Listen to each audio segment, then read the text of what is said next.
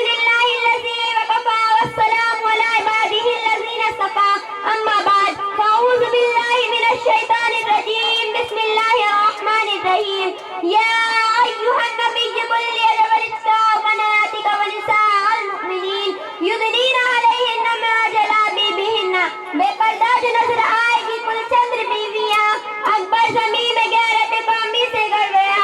پوچھا جب ان سے آپ کا پردہ وہ کیا ہوا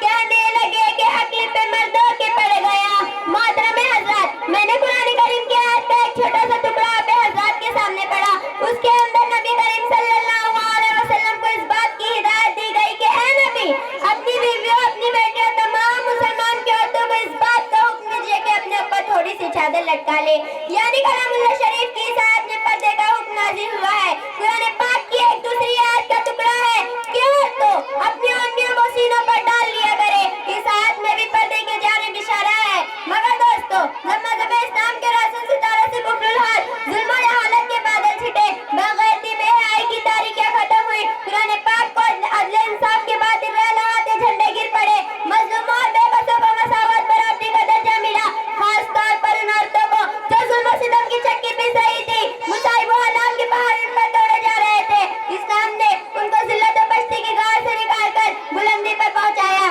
ظہور اسلام سے لے کر صدیوں تک مسلم عورتوں کی بڑائی کے گیت گائے جا رہے تھے اور اگر تاریخ اور آپ کو کھول کر دیکھا جائے تو غیر مسلم عورتوں پر مسلمان عورتوں کی فضیلت اور برتری دکھائی دے گی لیکن دیکھتے ہی دیکھتے پوری دنیا میں شیطانی کے دنگے بجنے لگے گے مسلمان عورت کو مکاری عیاری میں پھنسانے کے ارادے ہونے لگے گے مسلمان عورت کو اس کے گھر کی چار دیواری سے باہر نکال کر سرے عام پر بدنام اور رشوہ کرنے کی انتر کوشش کی گئی اسی سمے میں بھی بنا کر درندہ صفت انسانوں کے حوالے کیا گیا پردے کے مخالف میں لاکھوں لوگ صفات اور سیاح کر دیے گئے ان کی صرف ایک ہی سزا تھی کہ وہ پردے کے گریبان کو چاک اور ریزہ ریزہ کر دیا جائے عورت کو بے لغام اور بے حیا چھوڑ دیا جائے وہ جو چاہے گل کھلائے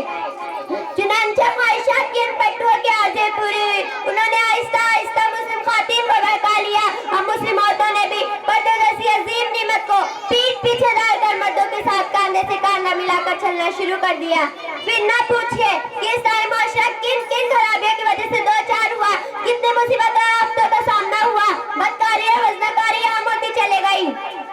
دکانوں مکانوں بستیوں بیابانوں میں برائیاں نظر آنے آرام سے بتانا اسلام کے پاسبانوں اگر اسلام طاقت یورپ پردے کے خلاف نعرہ بلند کرے تو ہمیں اس میں کوئی بھی تعجب و حیرانی نہیں کیونکہ اسلامی تعلیمات کو ہر طرح سے بدنام کرنا ان کا شیوا بن چکا ہے مگر افسوس صد افسوس کہ آج ہمارے قوم کے اکثر لوگ جو مسلمان ہونے کا دعویٰ کرتے ہیں محمد عربی صلی اللہ علیہ وسلم کی امتی کہلاتے ہیں وہ بھی اس ذہنی غلامی کا شکار ہو چکے ہیں انگریزی یافتہ طبقہ تو اس میں زیادہ مبتلا ہے پردے کے معاملے میں اسلام دشمن ہے اور انہیں کی دوش و بدوش سے سب چل رہا ہے کسی شاعر نے ایسے ہی لوگوں کے بارے میں کہا ہے کہ انہیں کی محفل سنوارتی ہوں چراغ میرا ہے رات ان کی انہیں کی محفل سنوارتی ہوں چراغ میرا ہے رات ان کی انہیں کے مطلب کی کہہ رہی ہوں زبان میری ہے بات ان کی محترم حضرات آج پردے کے مسائل کو لے کر مناظرہ بازی اور مضمون نگاریاں ہوتی ہے پردے کے خلاف تحریکیں ہوتی ہے پردے کو ایک بہت ہی بڑی ناانصافی کہا جاتا ہے عورت کے لیے پردہ قید و بند کی تعبیر کیا جاتا ہے کہا جاتا ہے کہ پردہ قید ہے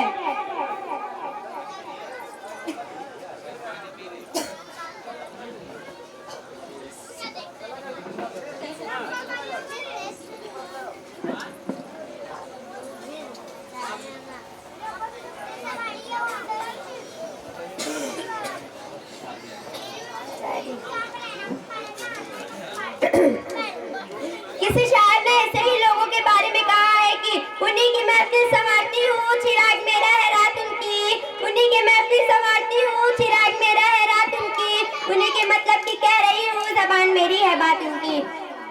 محترم حضرات آج ہماری ماں بہنوں کو چاہیے کہ اپنے گھر والوں میں جھانک کر دیکھیے کیا وہ پردے کے اوپر نہ عمل کر کے اللہ اور اس کے رسول کو راضی کر رہی ہے یا اپنی عاقبت کو خراب اور اسلامی تعلیمات کو پامال کر رہی ہے فقہ موجودات محمد صلی اللہ علیہ وسلم قیامت تک آنے والی سبھی مائیں تھی، ان کو بھی پردے کا حکم تھا، ان سے پردہ ختم نہیں کیا گیا، تو آج ہمارے لیے اس بات کی گنجائش کیسے ہو سکتی ہے کہ بے پردہ گلی کوچوں میں گھومے، بے لگام گھوڑے کی طرح جہاں چاہے جائے؟ اسلام کے پاسبانوں، عورتوں کی تمام ذمہ داریاں ہمارے سپرد ہے،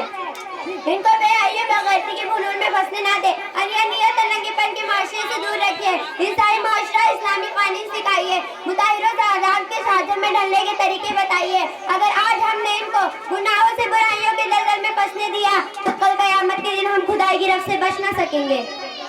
خدائے وعدہ شریک سے دعا کیجیے کہ وہ ہمیں اسلامی اخلاق اور اسلامی تعلیمات پہ چلنے کی توفیق عطا فرمائے اور ہمارے معاشرے کو اسلامی معاشرہ بنا دے، آمین ثم آمین، وآخر دعوانا الحمدللہ رب العالمین۔